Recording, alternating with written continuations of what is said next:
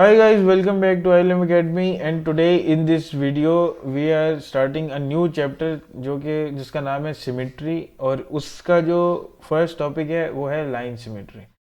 Line symmetry basically ऐसी line होती है जो किसी भी शेप को हाफ करती हो, ठीक है, और हाफ इस तरह से करती हो कि जो शेप की एक साइड पे शेप जनरेट हो रही है वही शेप की लाइन की दूसरी साइड पे भी same to same half shape generate हो।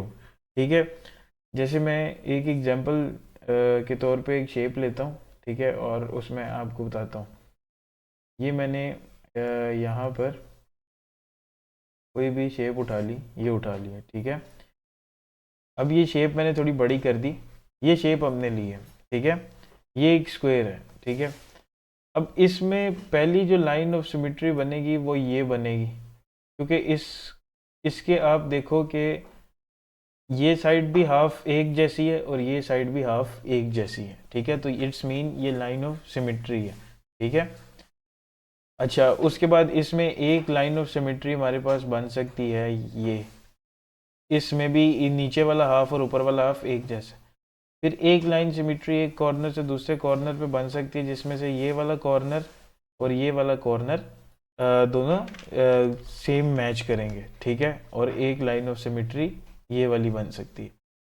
कुछ फिगर्स होती हैं जिनमें लाइन ऑफ सिमेट्री सिर्फ एक होती है, कुछ फिगर होती है जिस तरह ये है हमारे पास स्क्वायर था, इसके अंदर ज़्यादा है, ठीक है। ऑक्टागोन, पेंटागोन वो उसके हिसाब से होती हैं, ठीक है। अब पहले क्वेश्चन पे चलते हैं ताकि आपको समझ आ जाए। देखो, इस क्वेश्चन को थोड़ा सा अगर मैं बड़ा करूँ तो उन्होंने हमें कुछ फिगर्स दी हुई हैं और वो कहते हैं कि बताओ इनमें किस में लाइन ऑफ सिमेट्री नहीं है, ठीक है। नहीं है का आपको किस तरह पता लगेगा? देखो यार, ये देखो, ये एक रेक्टेंगल उन्होंने दिया हुआ है। अगर मैं बीच में लाइन लगाऊं तो देखो कि इस साइड पे भी लाइन ऑफ सिमेट्री है, मतलब इस साइड की हाफ शेप भी सेम है, इस साइड की हाफ शेप भी सेम है। मगर अगर यही लाइन मैं यहाँ पे लगाऊं हाफ करने के लिए, तो इस साइड की हाफ शेप कोई और है और इस साइड की हाफ शेप कुछ और बन रही है। इसका मतलब ये है कि एक एक लाइन ऑफ सिमेट्री नहीं है, ठीक है। उसके बाद बी की है। अब सी में फिर से देखो, सी में क्या हो रहा है? अगर सी को बंदा हाफ करे तो ये देखो हाफ शेप में ये आ रहा है, मगर दूसरी हाफ शेप में एक कर्व आ रहा है, ठीक है। मतलब कि आपकी लाइन ऑफ सिमेट्री इसमें कोई भी नहीं बन सकती, ठीक है।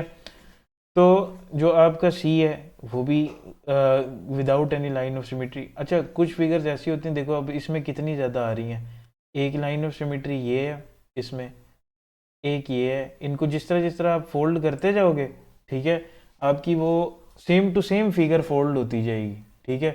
फिर अगली जो आपकी लाइन ऑफ सिमेट्री है वो एक कॉर्नर से ऑपोजिट कॉर्नर तक, देखो इसमें कितनी ज़्यादा है।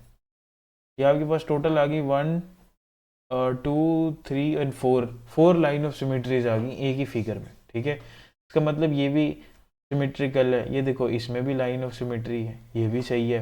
देखो इसके अंदर भी लाइन ऑफ सिमेट्री बन रही है, हाफ जो इधर बन रहा है वही हाफ उधर बन रहा है। अच्छा, ये देखो, अब ये दूसरी चीज़ है। देखो इसका एक हाफ का ट्रायंगल छोटा है, एक हाफ का ट्रायंगल बड़ा है। इसका मतलब ये सिमेट्रिकल लाइन नहीं है। तो एक जी पार्ट भी हमारे पास ऐसा है कि जो सिमेट्री वाला नहीं है, ठीक है। उसके बाद ये देखो इसमें भी लाइन ऑफ सिमेट्री बनती है। अगर मैं यूं हाफ करूं इसको, ठीक है, इसका ये हाफ बनता है, इसका ये देखो ये भी बनता है और साथ ये भी बनता है, ठीक है। और उसके बाद देखो ये जो हमारे पास के है, ठीक है, इसमें ये लाइन ऑफ सिमेट्री बनती है, जिससे ये हाफ हाफ फोल्ड हो सकता है, ठीक है। इसके अंदर ये वाली बनती है।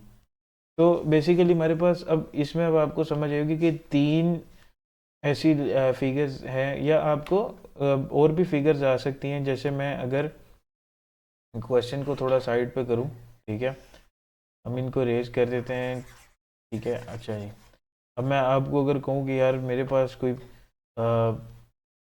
मतलब एक फिगर है, वो यूं बनी हुई है, ठीक है, एक तरफ से यूं है, एक तरफ से यूं है और फिर यूं बनी हुई है। अब देखो इसके अंदर भी कोई लाइन ऑफ सिमेट्री नहीं है। तो अगर आप यूं हाफ करोगे, ठीक है, तो देखो कि ये साइड जो है ये तो ठीक हो गया, ये साइड नहीं मैच कर रही, ठीक है, हाफ हाफ मैच नहीं कर रहा, ठीक है। अगर आप लाइन ऑफ सिमेट्री यूं लगाते हो तो अगर आप इस साइड को चेक करते हो तो ये वाली साइड मैच फिर नहीं करती, ठीक है। तो इस तरह करके साइड्स जो हैं वो मैच जब तक ना करें हाफ हाफ, तब तक आप उसको सिमेट्रिकल नहीं कह सकते। अच्छा, दूसरी है हमारे पास ये वाला क्वेश्चन, इस क्वेश्चन पे आ जाओ। इसमें वो कहते हैं कि यार आप इसको कंप्लीट करो, ठीक है। बेसिकली तो ये सिर्फ समझाने के लिए उन्होंने कंप्लीट करने का कहा है। बेसिक कंप्लीट जो है वो हम ग्राफ पे करते हैं, ठीक है। इसमें सिंपली आपने क्या करना होता है कि आपने अपने अंदाजे से, ठीक है, डॉटेड लाइन से बिल्कुल आपने एग्जैक्ट उसकी, जैसे इसकी एग्जैक्ट मैं यूं करके कर दूंगा तो ये हमारे पास वो बन जाएगी, हार्ट शेप बन जाएगी, ठीक है। बिल्कुल हाफ में आपने एक जैसा करना है, ठीक है। और इसकी मैं एग्जैक्ट यूं करके बना दूंगा तो ये हाफ हो जाएगा। इसका एग्जैक्ट मैं यूं करके, ठीक है, यहाँ से यूं ले आऊँगा, ठीक है, इस सर्कल को यूं और इस सर्कल को यूं कर देंगे, ठीक है, ये यूं जा रहा है। तो इस तरह करके आप जो है वो लाइन ऑफ सिमेट्रीज बना सकते हैं, ठीक है।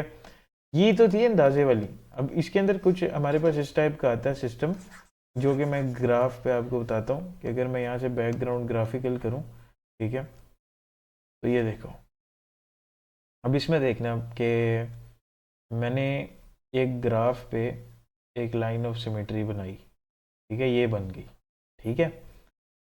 अब इसमें मैंने हाफ के तौर पे एक एक एक ट्री की बनानी है, तो मैंने 2 बॉक्सेस की उसकी हाइट ली और 3 बॉक्सेस की मैंने उसकी फर्स्ट लाइन की जो विड्थ है वो ली, ठीक है। अब नीचे जाते हुए मैंने 2 बॉक्सेस की हाइट और 2 बॉक्सेस की ही विड्थ ली, ठीक है। फिर उससे नीचे जाते हुए मैंने, आप कह लो कि इतने बॉक्सेस कर लेते हैं, कितने हो गए मेरे पास, 1 2 3 4 5 6 बॉक्सेस, 6 बॉक्सेस की हाइट एंड विड्थ हमारे पास कितनी, 1 2 3 4 5 6 7 बॉक्सेस की हमारे पास विड्थ होगी, ठीक है। अब आपने जो दूसरी तरफ है ना, वो एग्जैक्ट उसी तरह ही पॉइंट लगाना है। देखो यहाँ पे मैं आपको बताता हूँ, यहाँ से अगर आप काउंट करो तो हमारी लाइन ये मतलब इस तरह विड्थ में कितनी है। विड्थ में हमारे पास जो लाइन है वो है 1 बॉक्स 2 बॉक्स एंड 3 बॉक्स। इधर आपने 1 2 3 यहाँ पे एक सिर्फ पॉइंट लगा लेना अपने माइंड में रखने के लिए कि हाँ यार मैं जो मतलब शेप ड्रॉ कर रहा हूँ उसमें, और ये वाली लाइन आपने रेज कर देनी है। बस यहाँ तक आपने पॉइंट लगा लिया कि हाँ यार ये 3 बॉक्सेस अवे है पहली लाइन, ठीक है। अच्छा, उसके बाद हाइट कितनी है इस लाइन की वो देख लो, वो है जी 1 एंड 2 बॉक्सेस, ठीक है। तो आपने उसी तरह जो है वो 1 एंड 2 बॉक्सेस इसको नीचे ले आना है पॉइंट को यहाँ पे, ठीक है।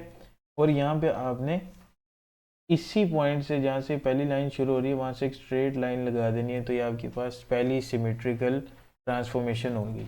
अच्छा, दूसरी में देखो कि दूसरी लाइन की अंदर की तरफ, ठीक है, अंदर की तरफ इनर एरो जा रहा है, ठीक है, वो जा रहा है जी 2 बॉक्सेस की विड्थ जा रही है। तो हम इधर से 2 बॉक्सेस और नीचे भी जो है वो 2 बॉक्सेस जा रहे हैं, ठीक है। तो इसका मतलब है कि 2 बॉक्सेस अंदर और 2 बॉक्सेस नीचे, तो हमने ये बना दी। अच्छा, इसमें क्या है कि इसके अंदर यहाँ से हमारे पास जो बन रही है 1 2 3 4 5 6 बॉक्सेस हमारे पास अवे है पॉइंट, और नीचे कितना है, नीचे भी हमारे पास 1 2 3 4 5 6 बॉक्सेस नीचे है, ठीक है। तो हमने ये लाइन बनाने के लिए क्या करना है, इसी लाइन से जहाँ से हमने डिसकंटिन्यू किया था वहाँ से 1 2 3 4 5 6 यहाँ तक ले आना है, ठीक है। इसमें देखो कि आपके पास 1 2 3 4 5 6 बॉक्सेस ही यहाँ से ऑपोजिट डायरेक्शन में अवे हो गया, और यहाँ से ऑपोजिट डायरेक्शन में उसी के नीचे वाली साइड पे हाइट जो है वो हमारी 6 बॉक्सेस की नीचे आ गई, और नीचे से आपने लास्ट लाइन को मैच कर देना है। अगर मैं इसके अंदर से अब बाकी की छोटी छोटी चीज़ें एरोज वगैरह अरेज कर दूं तो आपको पता लग जाएगा कि हमने पूरा एक लाइन ऑफ सिमेट्री से शेप को पूरा रिवर्स कर दिया, ठीक है। ऑपोजिट हमारे पास पूरी शेप क्रिएट हो गई, ठीक है। तो यार मेन जो आपके पास सिमिट्रीज आएंगी वो इस तरह आएंगी, उसके बाद वो आपसे सिमिट्रीज के पॉइंट्स भी मांग सकते हैं, ठीक है। जैसे अगर ये ग्राफ पे बनी होती, मैं अगर यहाँ पे एक ग्राफ ले लेता हूँ, ठीक है, तो वो इस तरह करके अगर ये आपका होता कि एक्स एक्सिस है तो इसको एक्स एक्सिस होता है ये, और ये वाई एक्सिस होता है।